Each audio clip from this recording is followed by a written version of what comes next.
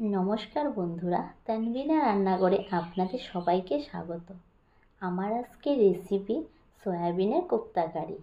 এটা ভাত, রুটি, পোলাও সব কিছুর সঙ্গে খেতে খুব ভালো লাগে।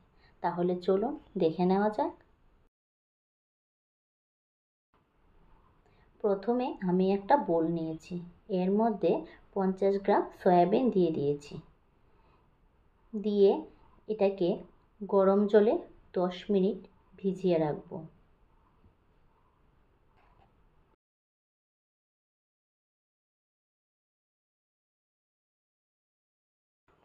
দশ মিনিট পর সয়াবিনগুলি জলটাকে সোক করে ফুলে উঠেছে।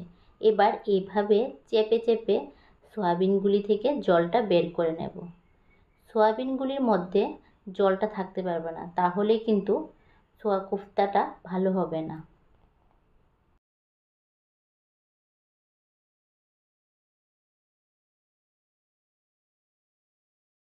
এবার সয়াবিনগুলিকে একটা মিক্সিং জারের মধ্যে নিয়ে এটাকে ব্লেন্ড করে নেব। আমি কিন্তু এখানে মিহি করে পেস্ট করিনি, একটু দানা দানা রয়েছে। মিহি করে পেস্ট করলে কোপ্তাগুলি ভালো হয় না।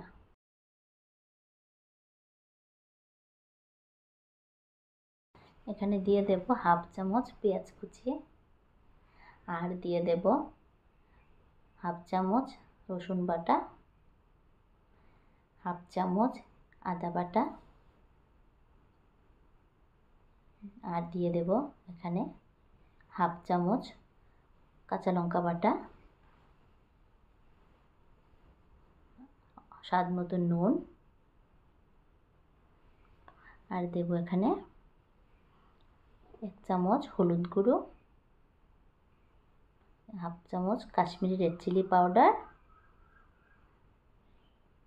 আর দেব হাফ চামচ জিরে গুঁড়ো।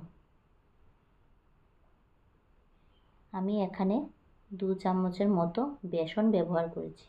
আপনারা চাইলে এখানে ময়দা বা কর্নফ্লাওয়ারও ব্যবহার করতে পারেন।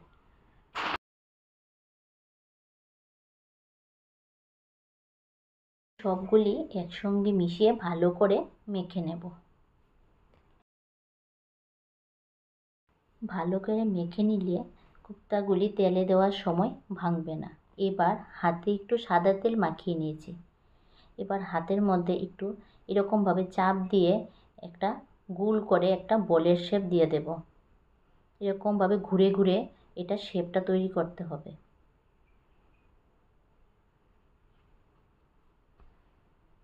তৈরি হয়ে গেছে আমাদের একটা কোপ্তা। এভাবে করে আমি সবগুলি কোপ্তা রেডি করে নিয়েছি।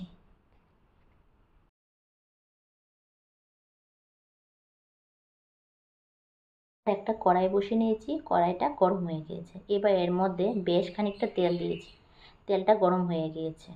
এবার একে একে আমি কোপ্তাগুলি তেলের মধ্যে দিয়ে দেব।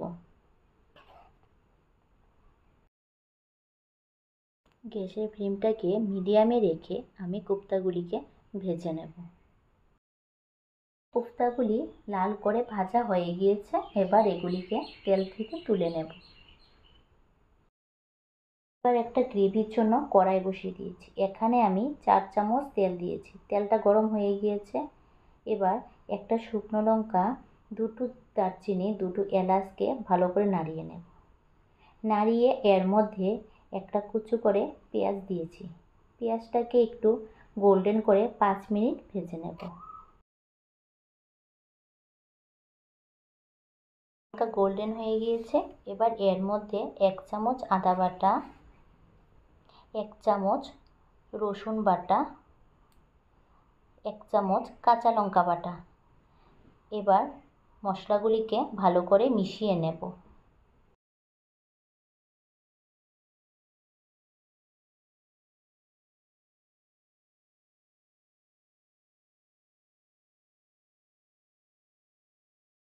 এর মধ্যে দিয়ে দেব 1 চামচ নুন, 1 চামচ হলুদ গুঁড়ো, আর দিয়ে দেব 1 চামচ কাশ্মীরি রেড চিলি পাউডার। এটা দিলে রঙটা খুব ভালো হয়। এবার এটাকে একটু জল দিয়ে মশলাটাকে 2 থেকে 3 মিনিট কষিয়ে নেব। মশলাটা হালকা কষিয়ে গেছে। এবার এর মধ্যে আমি এখানে মাঝারি সাইজের একটা টমেটো পেস্ট করে নিয়েছি, এবার এর মধ্যে দিয়ে দিয়েছি। দিয়ে এটাকে আরও 5 মিনিট ভেজে নেব। মশলাটা 5 মিনিট কষানো হওয়ার পর আমি এর মধ্যে 2 চামচ টক দই অ্যাড করছি। অ্যাড করে এটাকে আবার ভালো করে 2 মিনিট কষিয়ে নেব।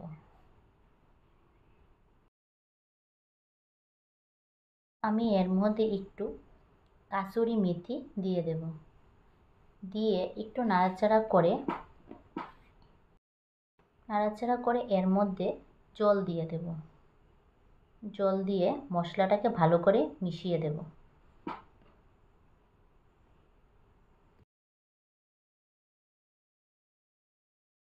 এবার গ্রেভিটা ভালো করে ফুটে উঠে গেছে।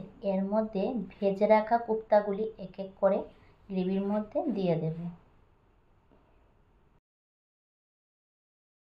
দিয়ে দেব অল্প একটু গরম মশলা গুঁড়ো। এর মধ্যে অ্যাড করব অল্প একটু কুচি করা ধনেপাতা।